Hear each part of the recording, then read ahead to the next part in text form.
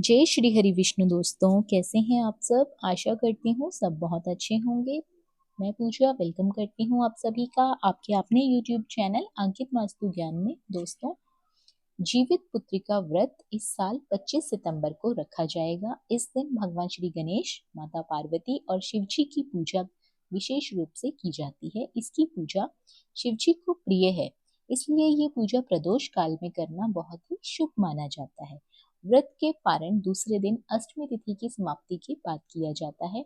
व्रत वाले दिन पूजा करने के दौरान व्रत कथा सुनना बहुत ही जरूरी होता है। जिस प्रकार व्रत को पूरा करने के लिए पूजा की जाती है, उसी प्रकार व्रत में की गई पूजा को पूरा करने के लिए, उसके उत्तम फलों की प्राप्ति के लिए कथा का सुनना भी बहुत जरूरी होता है। आप लोग कथा पढ़ भी सकते हैं और कथा सुन भी सकते हैं। तो चलिए सुनते हैं ज्योतिया व्रत की परंपरा के अनुसार पौराणिक कथाएं। चिल्लों और सियारों की कथा। जीवित पुत्रिका व्रत में चिल्लों सियारों की एक कथा भी सुनी जाती है। वो कथा इस प्रकार है। एक वन में समेर के पेड़ पर एक चील रहती थी। पास की झाड़ी में एक सियारिन भी रहती थी। दोनों में खूब दोस्ती थी।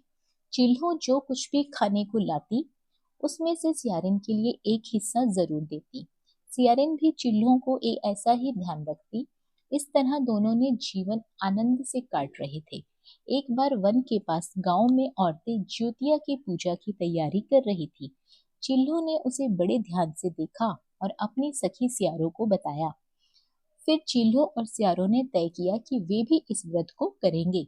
सियारों और चील्हों ने ज्योतिया का व्रत रखा। बड़ी निष्ठा और लगन के दौरान दोनों ने दिन भर भूखे प्यासे मंगल कामना करते हुए व्रत रखा, मगर रात होते ही सियारिन को भूख प्यास सताने लगी। जब बर्दाश्त ना हुआ तो जंगल में जाके उसने मांस और हड्डी से पेट भर खाया। चील्हों ने हड्डी चबाने के कड़कड़ की आवाज सुनी तो पूछा कि ये कैसी आवाज है। सियारिन ने कहा, बहन, भूख के मारे मेरा पेट गुड़गुड़ा रहा है, ये उसकी आवाज है। मगर चिल्हों को पता चल गया कि उसने सियारिन को खूब लताड़ा कि जब व्रत नहीं हो सकता तो संकल्प क्यों लिया था। सियारिन लज्जा गई और व्रत भंग हो गया। चिल्हों को रात भर भूखे प्यासे रहकर व्रत पूरा किया।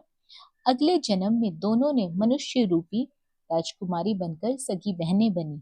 सियारिन बड़ी बहन बनी और उसकी शादी एक राजकुमार से हुई। चिल्हो छोटी बहन बनी और उसकी शादी राज्य के मंत्री पुत्र से हुई। बाद में दोनों राजा और मंत्री बने।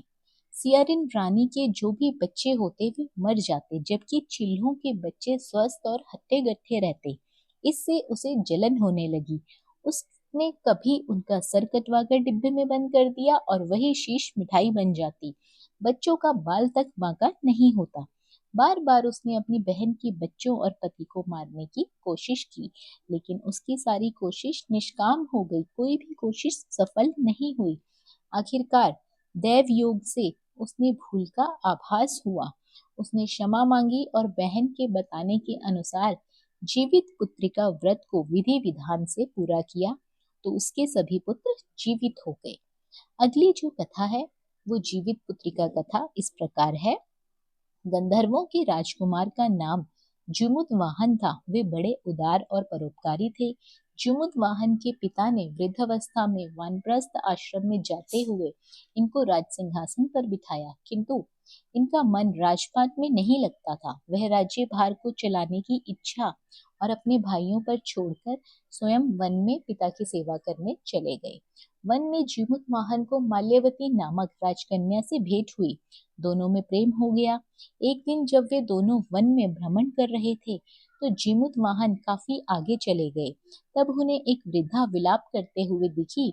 पूछने पर वृद्धा ने रोते हुए बताया, मैं नागवंश की स्त्री हूँ। मुझे एक ही पुत्र है, पक्षीराज। गरुड़ के कोप से मुक्ति दिलाने के लिए नागों ने ये व्यवस्था की है। वे गरुड़ को प्रतिदिन भक्षण हेतु एक युवा नाग सौंपते हैं। आज मेरे पुत्र शंखचूड़ की बलि का दिन है। आज मेरे पुत्र के जीवन पर संकट है और थोड़ी देर बाद ही मैं पुत्र विहीन हो जाऊंगी। एक स्त्री के लिए इससे बड़ा दुख क्या होगा कि उसके जीते जी उसका पुत्र ना रहे। जुमुतवाहन को यह सुनकर बड़ा दुख हुआ। उसने उस वृद्धा को आश्वासन देते हुए कहा, डरो मत, मैं तुम्हारे पुत्र के प्राणों की रक्षा करूंगा। आज उसके स्थान पर मैं स्वयं जाऊंगा और आपको उसके लाल कपड़े में ढककर वंध्यशिला पर लेटूंगा, ताकि गरुड़ मुझे खा जाए और तुम्हारा पुत्र बच जाए। इतना कहकर जिमुतवाहन ने शंखचूड़ के हाथ से लाल कपड़ा ले लिया और वे उसे लपेटकर गरुड़ की बलि देने के लिए चुनी गई वध्यशिला पर लेट गए। नियत समय पर गरुड़ बड़े वेग से आए और लाल कपड़े में ढके जिमुतवाहन को पंजे में दबोचकर पहाड़ की शिखा पर लेकर चले गए। गरुड़ ने अपनी कठोर चोंच का प्रहार जिमुतवाहन के शरीर से मांस का बड़ा हिस्सा नोच लेने के लिए किया। इसकी पीड़ा से जिमुतवाहन की आंखों से आंसू बह गए और वो दर्द से करहाने लगा। अपने पंजे में जकड़े प्राणी की आंखों में से आंसू और मुंह से करार सुनकर गरुड़ बड़े आश्चर्य हुए, क्योंकि ऐसा पहले कभी नहीं हुआ था। उन्होंने जिमुतवाहन से उसका परिचय पूछा। जिमुतवाहन ने सारा किस्सा कह सुनाया कि कैसे एक स्त्री के पुत्र की रक्षा के लिए उसने अपने प्राण दिए हैं। आप मुझे खाकर मेरी भूख शांत कर दीजिए।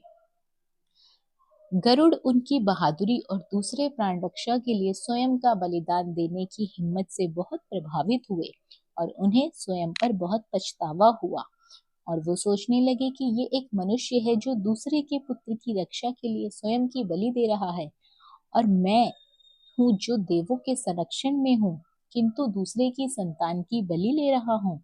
उन्होंने जिमुतवाहन को मुक्त कर दिया। गरुड़ ने कहा, हे उत्तम मनुष्य, मैं तुम्हारी भावना और त्याग से बहुत प्रसन्न हूँ। मैंने तुम्हारे शरीर पर जो घाव दिए हैं उसे ठीक कर देता हूँ। तुम अपनी प्रसन्नता के लिए मुझसे कोई वरदान मांग सकते हो। राजा जिमुतवाहन ने कहा कि हे पक्षीराज, आप तो सर्वसमर्थ हैं। यदि आप प्रसन्न हैं और वरदान देना चाहते हैं तो आप सर्पों को अपना आहार बनाना छोड़ दीजिए। आपने अब जितने भी प्राण लिए हैं उन्हें जीवन प्रदान करें। गरुड़ ने सबको जीवन दान दे दिया और नागों की बलि न लेने का वरदान भी दिया। इस प्रकार जिमुतवाहन ने साहस से नाग जाति की रक्षा की। गरुड़ ने कहा, तुम्हारी जैसी इच्छा है वैसा ही होगा हे राजा। जो स्त्री तुम्हारे इस बलिदान की कथा सुनेगी और विधि पूर्वक पालन करेगी, उसकी संतान कभी भी मृत्यु के मुख में नहीं जाएगी, मृत्यु के मुख से बाहर निकल आएगी। तब से ही पुत्र की रक्षा हेतु जिमुतवाहन की पूजा की प्रथा शुरू हो गई। यह कथा कैलाश पर्वत पर भगवान शंकर ने माता पार्वती को सुनाई थी। जीवित पुत्रिका के दिन भगवान श्री गणेश, माता पार्वती और शिव जी की पूजा एवं ध्यान व्रत कथा सुनी जाती है। अगली जो कथा है वो महाभारत के श्री कृष्ण की है। महाभारत काल से जुड़ी हुई। महाभारत युद्ध के बाद अश्वत्थामा अपनी पिता की मृत्यु के बाद बहुत नाराज हुए और उसके अंदर आग की तीव्र ज्वाला जल रही थी, जिस कारण वो पांडवों के शिविर में चले गए और 5 लोगों को पांडव समझकर उन्होंने मार डाला। लेकिन वे 5 द्रौपदी की 5 संतानें थी। उसके किए हुए अपराध को अर्जुन ने जब देखा तो अर्जुन ने अश्वत्थामा को बंदी बना लिया और उससे उसकी दिव्यमणि छीन ली, जिसके फलस्वरूप अश्वत्थामा ने उत्तरा की अजन्मी संतान को गर्भ में मारने के लिए ब्रह्मशस्त्र छोड़ा, जिसे निष्फल करना नामुमकिन था। उत्तरा की संतान को जन्म लेना आवश्यक था, जिस कारण भगवान श्री कृष्ण ने अपने सभी पुण्यों का फल उत्तरा की अजन्मी संतान को देकर उसको गर्भ में ही उन्हें जीवित किया। गर्भ में मरकर जीवित होने के कारण उत्तरा की संतान का नाम जीवित पुत्रिका पड़ा और आगे जाकर यही राजा परीक्षित नाम बना। तब से ही इस व्रत को किया जाता है। तो दोस्तों, माताएं इस व्रत को अपनी संतान की लंबी आयु, अच्छे स्वास्थ्य और जीवन में खुशहाली तरक्की के लिए करती है। जिन महिलाओं की संतान नहीं होती वे भी इस व्रत को पुत्र की कामना हेतु करती हैं और इस व्रत को करने से महिलाओं को पुत्र की प्राप्ति भी होती है। तो आशा करती हूँ ये सभी जानकारी कथा आपको जरूर पसंद आई होगी। वीडियो अच्छी लगी हो तो वीडियो को लाइक और शेयर जरूर करें।